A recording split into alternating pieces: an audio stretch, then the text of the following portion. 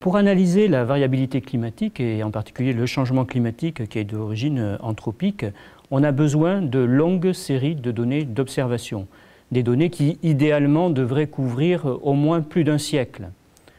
Or, les premières observations régulières ont été faites à partir, pour la température, du milieu du XVIIe siècle. Si on prend comme référence l'une des plus longues séries d'observations dont on dispose, qui est la température moyenne mensuelle à Paris. Elle a été récemment rallongée de 18 années à partir de l'année 1658 jusqu'à aujourd'hui par un scientifique qui s'appelle Daniel Rousseau. Et c'est donc une série extrêmement longue, mais qui n'est pas suffisante pour pouvoir faire de l'analyse de la variabilité climatique à l'échelle même de l'Europe tout entière, parce qu'il s'agit d'une série isolée.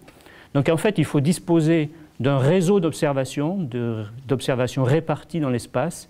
Et la véritable naissance des réseaux d'observation, on peut la dater autour de 1856, date à laquelle un astronome a été chargé par Napoléon III, il s'appelle Le Verrier, de constituer un réseau d'observation météorologique dont l'objectif était d'anticiper sur des événements extrêmes, sur des tempêtes, puisqu'en réalité, c'était la tempête de 1854 qui avait décimé la flotte franco-anglaise en mer Noire pendant la guerre de Crimée, qui avait conduit Napoléon III à faire cette requête.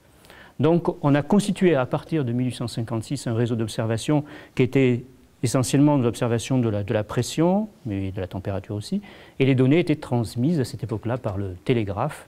Et c'était donc les bases des premiers réseaux d'observation météorologiques. Alors bien sûr, au fil du temps, les réseaux d'observation se sont complexifiés, on a densifié le réseau, on a commencé à faire des observations à partir de bouées, à partir de ballons-sondes, à partir d'avions, bien sûr, et puis dernièrement, dans les dernières décennies, à partir de satellites.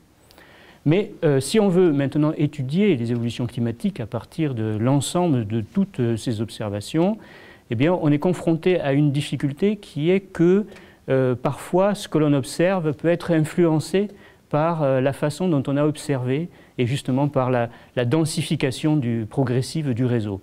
Un exemple, on a observé une augmentation du nombre de cyclones dans l'hémisphère sud au cours du XXe siècle. Mais l'essentiel en fait de cette augmentation est lié au fait qu'on les a observés de mieux en mieux, et en particulier lorsque les données satellitaires sont devenues disponibles.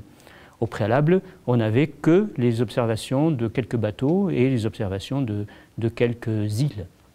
Donc le réseau d'observation, sa densification, peut créer des séries contaminées finalement par des effets indésirables dont on aura peut-être plus ou moins de mal à extraire le vrai signal d'évolution climatique. Un autre exemple, ce sont les températures moyennes de la planète qui sont pour l'essentiel constituées, c'est-à-dire pour 70% de la surface du globe, constituées par des températures de surface de la mer. Or, la température de surface de la mer, on ne l'a pas toujours observée de la même manière. À la fin du XIXe siècle, on utilisait un prélèvement d'eau de mer dans un seau en bois. À partir grossièrement de la première moitié du XXe siècle, on a commencé à faire des prélèvements avec des seaux en toile. Or, les seaux en toile ont malheureusement la propriété d'être moins isolants thermiquement que les seaux en bois.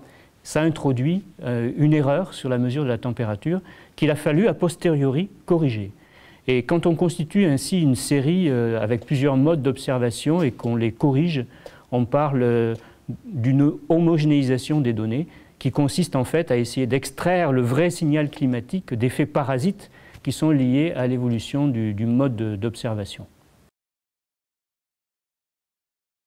Les données d'observation sont donc utilisées pour analyser la variabilité du climat et le changement climatique. Mais elles sont aussi utilisées pour évaluer les modèles qu'on utilise pour faire les simulations du climat futur.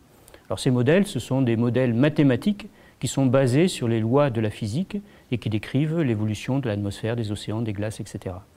Donc évaluer un modèle, ça veut dire confronter la capacité de ce modèle aux observations, sa capacité à reproduire les climats du passé, alors à la fois le climat moyen, mais aussi sa variabilité.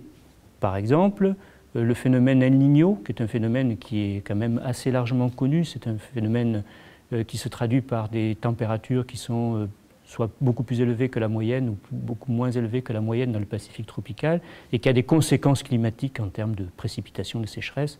Et à l'occurrence de ce phénomène, on la connaît dans les climats passés, il faut que le modèle soit capable de reproduire ce phénomène avec la même régularité.